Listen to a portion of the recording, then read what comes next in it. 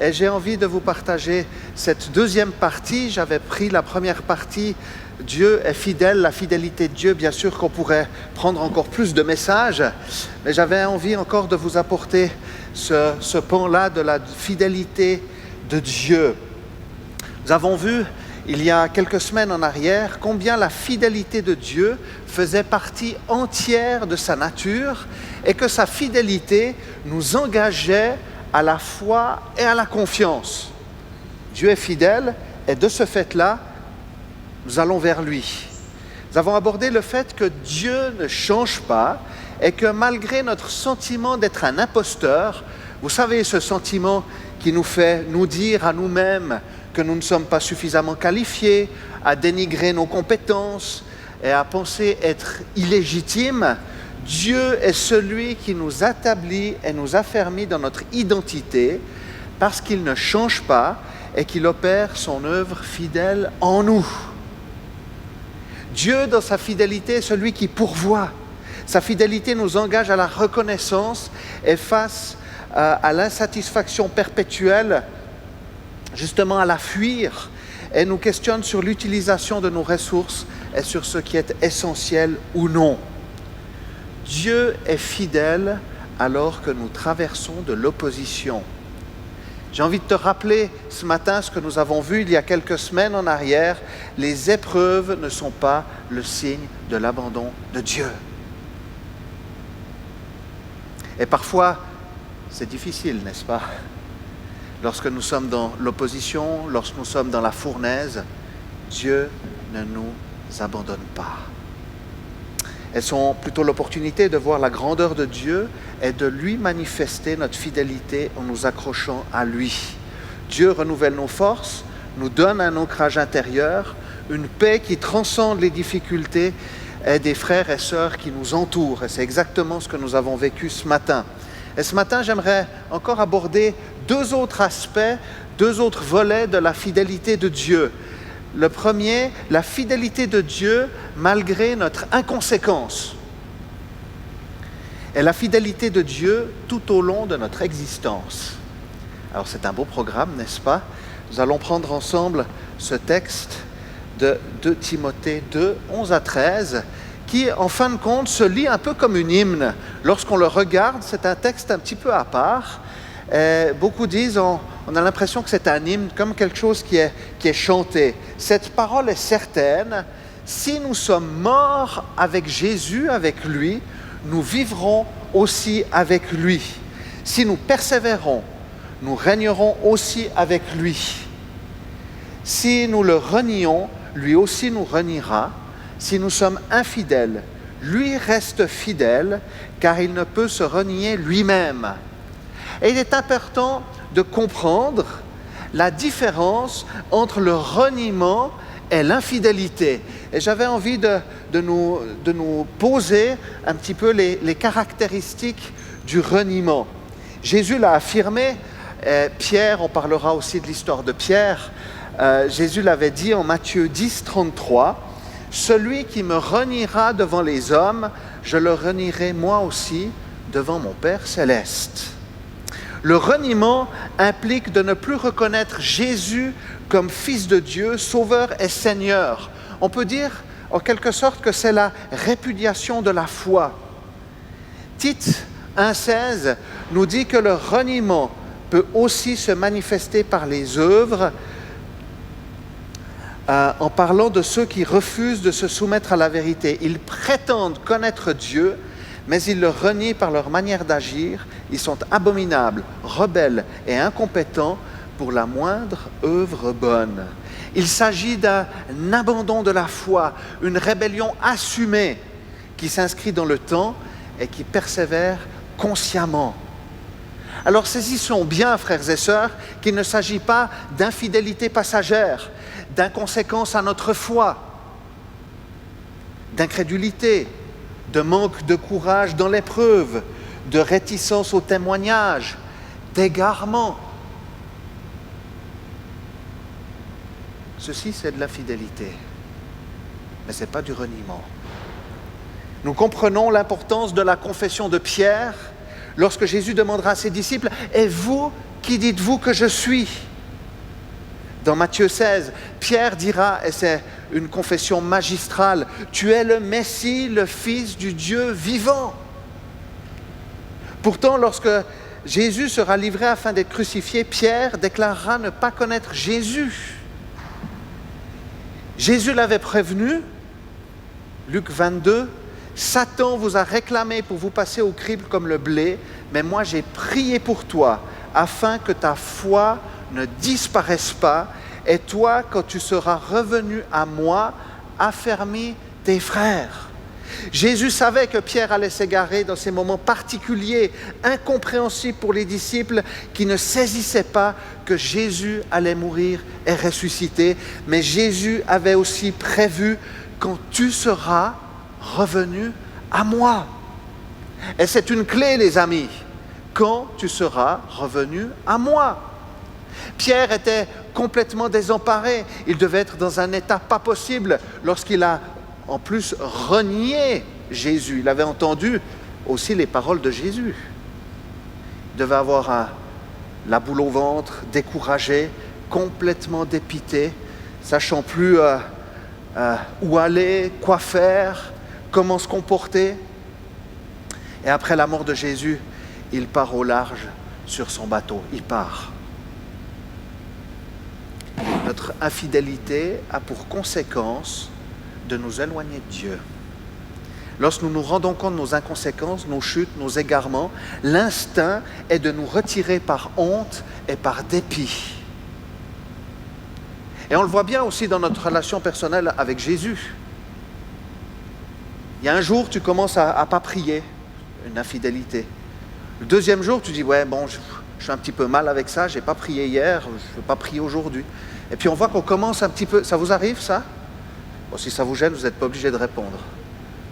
Et puis on commence à s'éloigner du rivage. Vous voyez ce que je veux dire ?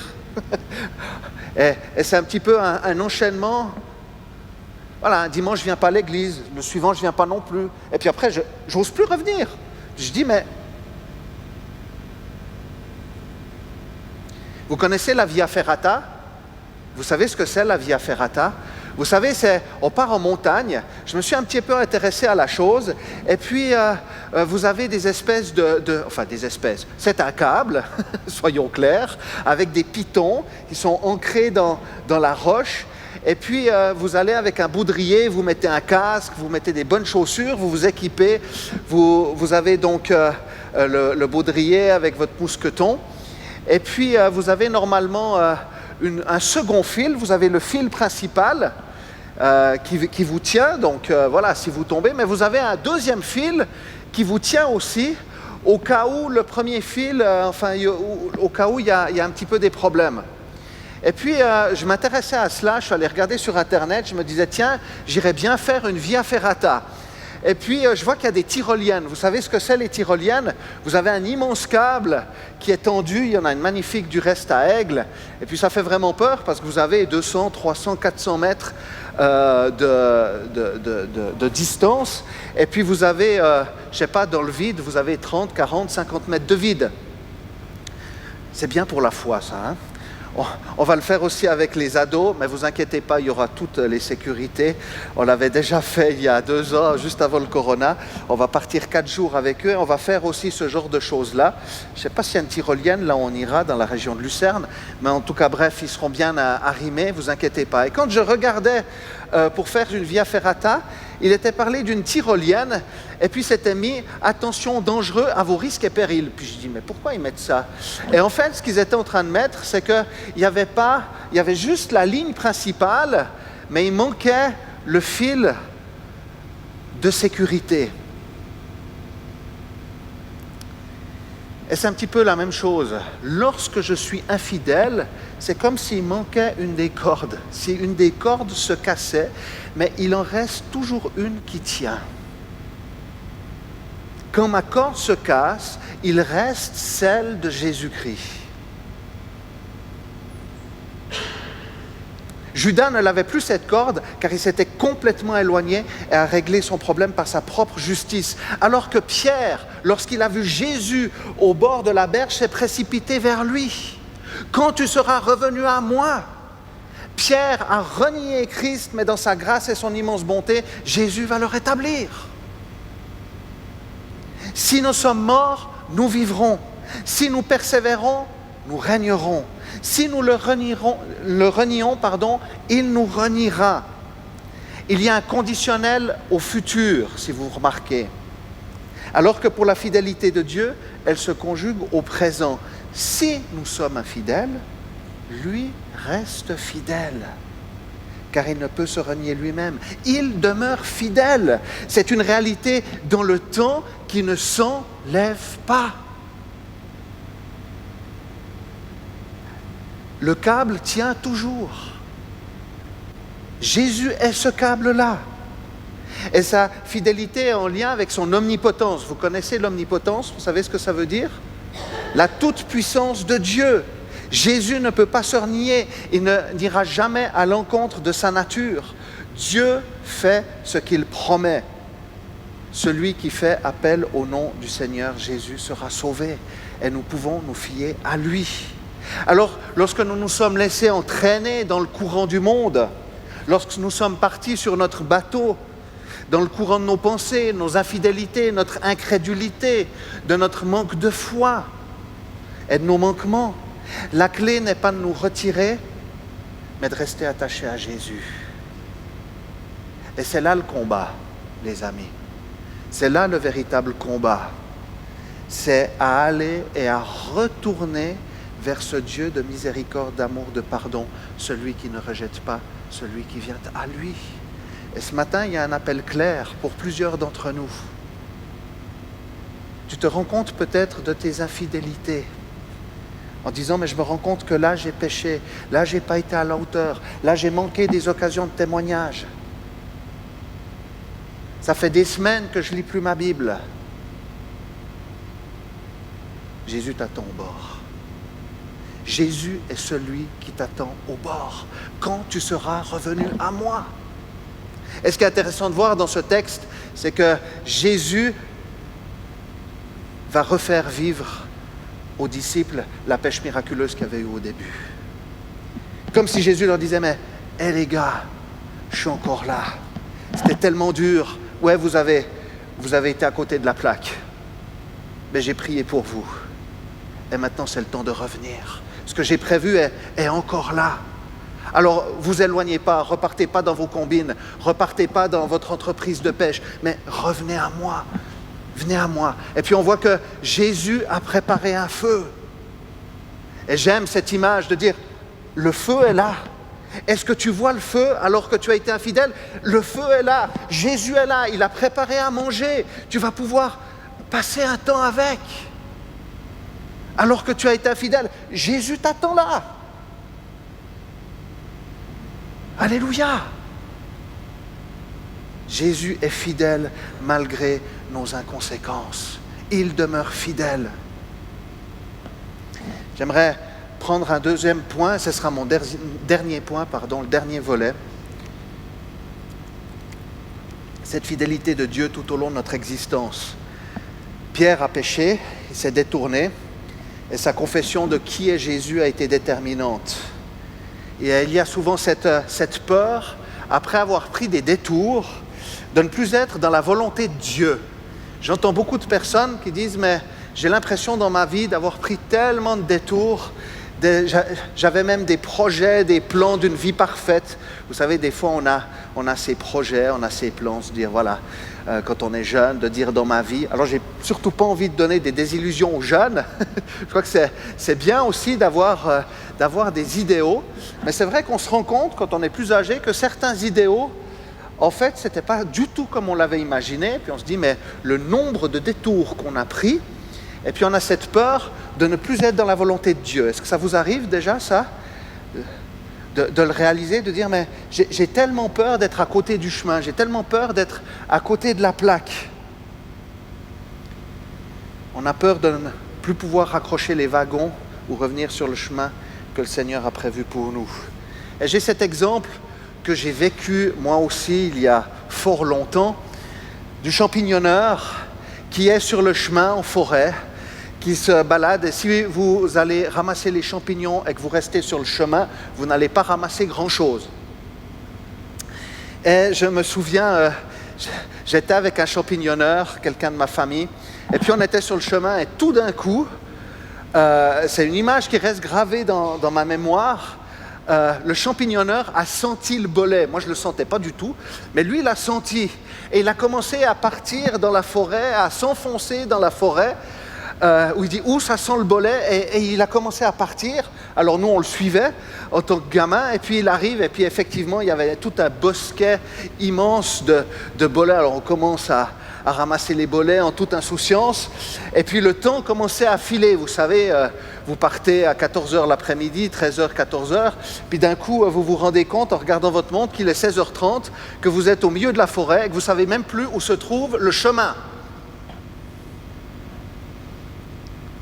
Et il y a des détours que nous prenons qui sont les conséquences de nos propres comportements. On a senti quelque chose et on a commencé à s'éloigner du chemin. Ah ouais, ça sentait bon, donc je suis allé voir un petit peu ce qui se passait un petit peu plus loin. Vous savez, les amis, nous sommes responsables de nos décisions. Il y a des détours, je répète ceci parce que c'est important, que nous prenons, qui sont les conséquences de nos propres comportements et propres choix. Jésus avait appelé Pierre pour qu'il soit son apôtre et un instrument puissant dans la naissance de la première Église. Et il avait dit à Pierre, je le relis, « Et toi, quand tu seras revenu à moi, affermis tes frères. » Alors que Pierre a été déstabilisé, ébranlé suite à ses propres prises de position vis-à-vis de Jésus, il a un rôle, affermir ses frères. Et nous remarquons aussi, on le voit aussi dans 2 Corinthiens 1, que ceux qui sont passés par des difficultés, ceux qui ont pleuré, vont pouvoir comprendre ceux qui pleurent. Ceux qui ont été consolés vont pouvoir consoler. Ceux qui ont été déstabilisés vont pouvoir stabiliser, affermir, aider.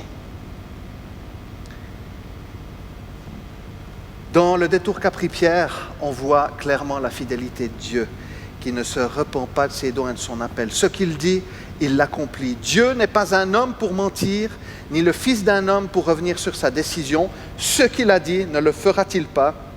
Ce qu'il a déclaré, ne l'accomplira-t-il pas?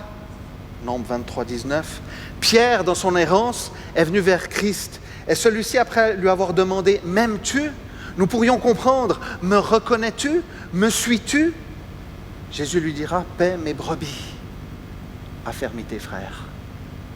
Paie mes brebis. Jésus avait une destinée pour Pierre et celle-ci va s'accomplir. Alors j'aimerais te dire ceci ce matin. Il y a peut-être des décisions que tu as prises qui t'ont éloigné de Dieu, qui t'ont mis dans des impasses, dans des imbroglios pas possibles, où il te semble être éloigné à des années-lumière du chemin de Dieu pour toi. Dieu est fidèle. Viens à lui, confesse ton incapacité à marcher sans lui, demande-lui pardon pour tes mauvais choix et attends-toi à lui. Jésus intervient dans nos errances. Le temps de la grâce n'est pas terminé. La fidélité de Dieu se manifeste encore de manière concrète. Et ainsi tu verras un chemin auquel tu ne t'attendais pas. Il est possible de revenir à lui sur le bon sentier. Quels que soient les détours que tu as pris, quels que soient les chemins de traverse que tu aies pris, Dieu est capable, dans sa grâce, sa miséricorde, son pardon, sa bonté, sa fidélité, de te faire ramener sur le bon chemin. Amen. Rien n'est perdu, mon frère. Rien n'est perdu, ma sœur. Dieu t'attend sur le rivage. Et ce qu'il a dit sur ta vie s'accomplira. Parce que Jésus est fidèle. Et c'est lui qui tient. Comme la colonne vertébrale, c'est Jésus qui tient. Nous avons parfois tellement peur de ne pas prendre les bons chemins, les bonnes décisions, de manquer le coche, de rater le train du plan de Dieu. Les proverbes nous disent qu'il y a dans le cœur de l'homme beaucoup de projets, mais c'est le plan de l'Éternel qui s'accomplit. Proverbe 19, 21. Nos projets, nos désirs, nos rêves ont besoin d'être éprouvés dans la prière en demandant des confirmations, des convictions, ainsi que dans le partage avec les frères et sœurs. Et dans sa fidélité, dans notre attachement à lui, le plan de Jésus s'accomplit. Mais il y a parfois, et il me semble très important de le dire, des détours qui sont le résultat d'événements extérieurs. Vous vous souvenez de mon champignonneur ? On reprend l'histoire du champignonneur qui est sur le chemin. Mais à ce moment-là, ce qui est en train de se passer, c'est des événements extérieurs qu'on n'avait pas prévus. Il y a une tempête qui commence à venir, il y a du brouillard qui est là, et le champignonneur est complètement désorienté, mais il n'en peut rien, il est sur le chemin, mais il y a plein de choses extérieures qui commencent à venir bouleverser, et il ne sait plus où aller. Ça m'est arrivé du reste, je pensais à cela avec vos enfants. Bon, peut-être qu'après vous n'oserez plus nous les confier, mais enfin bref, c'est aussi ce qu'on a vécu. Je me souviens, en allant à Week-end Caté, il a commencé à neiger, on était sur la route. Et j'avais quelques jeunes avec moi dans la voiture, et il neigeait tellement qu'on commençait à ne plus voir la route. Et on était sur la route, et je peux vous dire que les jeunes derrière priaient. Je ne les ai jamais vus prier comme ça. Ils priaient, et moi je roulais le plus prudemment possible, bien entendu. Et les jeunes priaient, disaient, mais on ne voit plus le chemin, il y a des choses qui sont là, on ne maîtrise plus, mais on va demander au Seigneur nous aider. Et puis, gloire à Dieu, on est arrivé à bon port. Et j'en parlais il y a quelques jours lors d'une rencontre avec nos aînés au sujet des imprévus. Il y a des imprévus que nous ne maîtrisons pas. Il se peut que des intempéries soient l'interruption d'un travail, l'expulsion d'un appartement, un conjoint qui s'enfuit, une mauvaise nouvelle qui touche notre santé et qui signifie que nous ne pourrons plus vivre comme nous le faisions avant. Jésus intervient aussi dans nos déconvenues. À yeux humains, nous ne voyons parfois pas les solutions directes, subissant ce qui nous arrive et voyant tous les obstacles décourageants qui se trouvent devant nous. Mais la fidélité de Dieu se manifeste aussi dans nos déconvenues, dans nos désillusions, dans nos déceptions et les changements de vie qui arrivent parfois sans crier gare. Il y a des trajectoires de vie qui s'affinent et qui se transforment. Et soyons honnêtes, nous voyons nous aussi des changements intérieurs profonds qui se passent en nous et qui nous font devenir matures dans notre foi. Il y a des événements et des éléments que nous ne maîtrisons pas. Et un des réflexes que nous avons lorsque rien ne va comme nous l'avions imaginé, c'est que nous comptons sur nous-mêmes pour nous en sortir, pour essayer de trouver un chemin. Et c'est souvent là que vient le désespoir. C'est qu'on commence à être désespéré parce qu'on se dit mais cette situation-là, maintenant, repose sur moi. Et qu'est-ce que je vais devoir ou pouvoir mettre en œuvre pour continuer à vivre, pour continuer à avancer?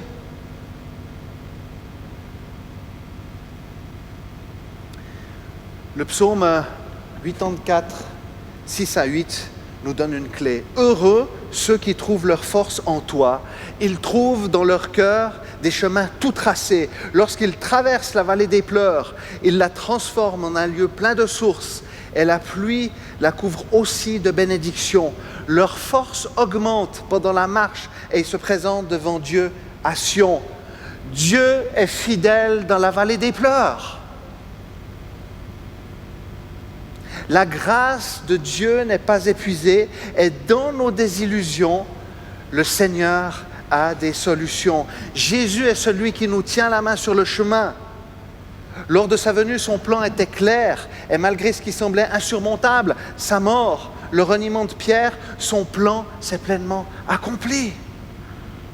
Quand on parle de la fidélité de Dieu, vous savez, on a parfois en tête des moments précis de grâce particulière qu'on pourrait identifier assez précisément. Une place de travail retrouvée. Et on l'entend souvent, Dieu est fidèle, alléluia, c'est la réalité, Dieu est fidèle. Un panier de courses derrière la porte alors que nous en avions précisément besoin. Alléluia, c'est la fidélité de Dieu. Une résolution miraculeuse d'un problème. Mais la fidélité de Dieu est aussi présente tout au long de notre existence lorsque nous nous confions en lui et même quand on ne le voit pas. Et si vous regardez juste votre vie maintenant, peut-être qu'il vous est difficile de vous dire, mais qu'est-ce qui a fait que vous en êtes là aujourd'hui? Mais en considérant vraiment ce qui s'est passé, est-ce qu'on n'arrive pas à dire, oui, Dieu a été fidèle? Oui, Dieu est fidèle. Parfois, il y a des éléments dans nos vies où on se dit, oui, c'est peut-être le hasard. J'aime bien, on dit dans la culture juive que le hasard n'existe pas, que tout vient de Dieu. Et j'aime assez cette conception-là, de me dire, mais ma vie n'est pas le fruit du hasard. Si j'existe, si je suis sur cette terre, ce n'est pas le fruit du hasard. Et si tu es sur cette terre, c'est parce que Dieu t'a voulu sur cette terre. C'est qu'il a un plan pour ta vie, qu'il a des projets, même si tu vois que tout ce que tu avais souhaité ne s'est pas réalisé comme tu l'aurais pensé. Mais Dieu tient toutes choses, Dieu demeure fidèle tout au long de notre existence. Et c'est tellement rassurant que de le savoir. Vous savez, nous sommes unis à Christ. Est-ce que nous arrivons à nous l'imaginer? Nous sommes unis à Jésus-Christ. Est-ce que tu crois sincèrement que dans cette union, Jésus va te laisser tomber? Il nous a dit, si je suis infidèle, lui demeure fidèle. C'est une réalité. Jésus ne te laissera jamais tomber. Et il a un plan, des projets pour ta vie qui se réaliseront dans le bon timing de Dieu. Dieu, dans son omniscience, le fait qu'il sache tout, son omnipotence, sa toute-puissance, va te conduire dans la durée, tout au long de ta vie. Et tu vas pouvoir avoir cette reconnaissance aussi envers le Seigneur. Je sais que Dieu, tu as été fidèle, que tu es encore fidèle aujourd'hui et que tu le seras encore demain. Parce que ma vie est entre tes mains.